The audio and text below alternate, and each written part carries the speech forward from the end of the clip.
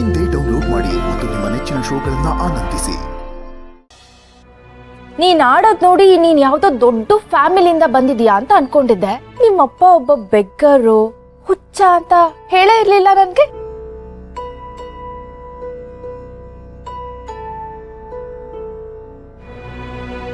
ನನ್ ಮಾಯನ್ ಮೇಲೆ ಕೂಗಾಡ್ಬೋದು, ಕೋಪದಲ್ಲಿ ಹೊಡಿಲೂಬಹುದು.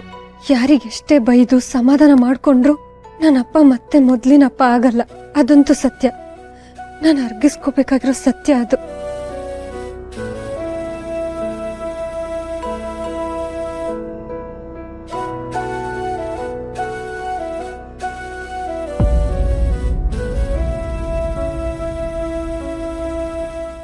ದುರ್ಗಾ, ಬೇಜಾರಾಯ್ತಾ?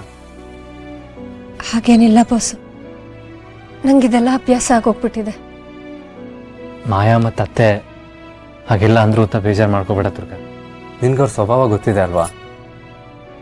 ಅಪ್ಪ ನೋಡು, ನಿಮ್ಮ ತಂದೆಯವ್ರ ಜೊತೆ ಎಷ್ಟು ವಿಶ್ವಾಸದಿಂದ ಮಾತಾಡಿದ್ರು ಅಂತ, ಅದನ್ನು ಯೋಚನೆ ಮಾಡು. ಬಾಸು, ಎಲ್ಲ ಹೆಣ್ಮಕ್ಳಿಗೂ ಅವರಪ್ಪ ಅಂದ್ರೆ ಒಂಥರ ದೇವ್ರ ಥರ. ನಮ್ಮ ಮನ್ಸಲ್ಲಿರೋದನ್ನ ಅವ್ರ ಹತ್ರ ಒಂದ್ಸಲ ಹೇಳ್ಕೊಂಡ್ಬಿಟ್ರೆ ಮುಗೀತು. ಯಾವುದೇ ಕಾರಣಕ್ಕೂ ಅವ್ರು ಇಲ್ಲ ಅಂತ ಹೇಳೋದಿಲ್ಲ.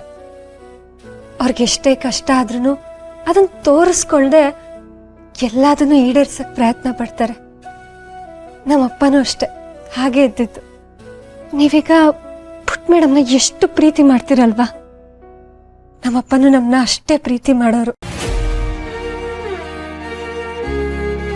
ನಮ್ಮಪ್ಪ ಇರೋ ಕಡೆ ಕಣ್ಣೀರಿಗೆ ಜಾಗನೇ ಇರ್ತಿರ್ಲಿಲ್ಲ ಬಾಸು. ಎಲ್ರೂ ನಗ್ಸ್ಕೊಂಡಿರೋರು.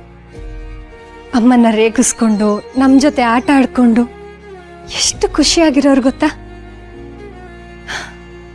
ಅಪ್ಪಂಗೆ ನಾನು, ಅಮ್ಮ, ಅಕ್ಕ ಅಂದ್ರೆ ಪಂಚ ಪ್ರಾಣ. ನಮಗ್ ಜಗತ್ತೇ ತೋರ್ಸದ ಅಪ್ಪನ್ನ ಜಗತ್ತೆಲ್ಲ ಹುಚ್ಚ ಅಂದಾಗ ಅದನ್ನ ಕೇಳಿಸ್ಕೊಂಡು ನಮ್ಗಾಗಿದ್ ನೋವು. ಅಪ್ಪನ್ನ ಹುಚ್ಚ ಅಂತ ಕರೆಯೋರ್ಗೆ ಅದೊಂದು ಪದ ಅಷ್ಟೆ. ಆದ್ರೆ ಆ ಕರ್ದಾಗ ನಮಗಾಗೋ ನೋವು ಪ್ರವಾಹ.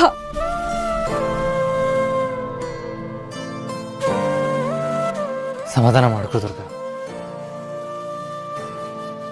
ಪರವಾಗಿಲ್ಲ ಬಾಸು, ನಾನು ಹೇಳಿದ್ನಲ್ಲ ಇದೆಲ್ಲ ನಂಗೆ ಅಭ್ಯಾಸ ಆಗೋಗಿದೆ ಅಂತ. ಬಾಸು, ನಮ್ಮ ಅಪ್ಪನ ಪರವಾಗಿ ನೀವು ನಿಂತಿದ್ಕೆ ನಾನು ನಿಮಗೆ ಎಷ್ಟು ಧನ್ಯವಾದ ಹೇಳಿದ್ರು ಸಾಲಲ್ಲ. ಧನ್ಯವಾದ ಬಾಸು. ದುರ್ಗಾ, ಧನ್ಯವಾದ ಅಂದ್ರೆ ಥ್ಯಾಂಕ್ಸ್.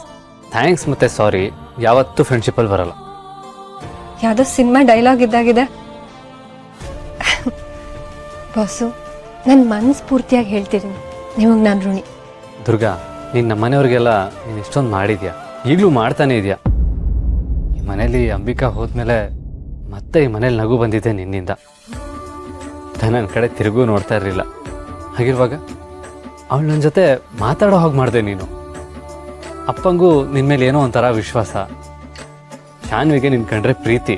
ಇನ್ನಮ್ಮ ಅವ್ರಿಗೂ ನಿನ್ನ ಮೇಲೆ ಪ್ರೀತಿ ಇದೆ. ಆ್ಯಂಡ್ ಮೋರೋವರ್ ನೀನು ಎಲ್ರ ಬಗ್ಗೆನೂ ಕಾಳಜಿ ತೋರಿಸ್ತೀಯ, ಇವನ್ ನನ್ನ ಬಗ್ಗೆನೂ.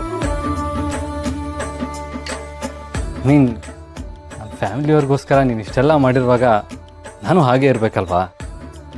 ಸೊಸೆ ಆದವಳು ಅತ್ತೆ ಮಾವನ್ನ ಕೇರ್ ಮಾಡಬೇಕು, ಅವ್ರಿಗೆ ರೆಸ್ಪೆಕ್ಟ್ ಕೊಡಬೇಕು ಅಂತ ಹೇಳ್ತಾರೆ. ಆದರೆ ಗಂಡ ಆದವನು ಅವಳ ಹೆಂಡತಿ ಅಪ್ಪ ಅಮ್ಮನ ರೆಸ್ಪೆಕ್ಟ್ ಮಾಡಬೇಕು, ಅವ್ರ ಸೇವೆ ಮಾಡಬೇಕು ಅನ್ನೋ ಜವಾಬ್ದಾರಿ ಬಗ್ಗೆ ಯಾರು ಯಾಕೆ ಯೋಚನೆ ಮಾಡಲ್ಲ?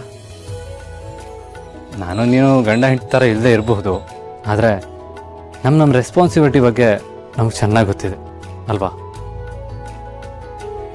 ನಾನು ಮಾತ್ರ ಹಾಗೆ ಸುಮ್ಮನಿರ್ತೀನಿ, ನೀನು ಮಾತ್ರ ಎಲ್ಲ ರೆಸ್ಪಾನ್ಸಿಬಿಲಿಟಿನೂ ಫುಲ್ಫಿಲ್ ಮಾಡಬೇಕು ಅಂದರೆ ಹೇಗಾಗುತ್ತೆ?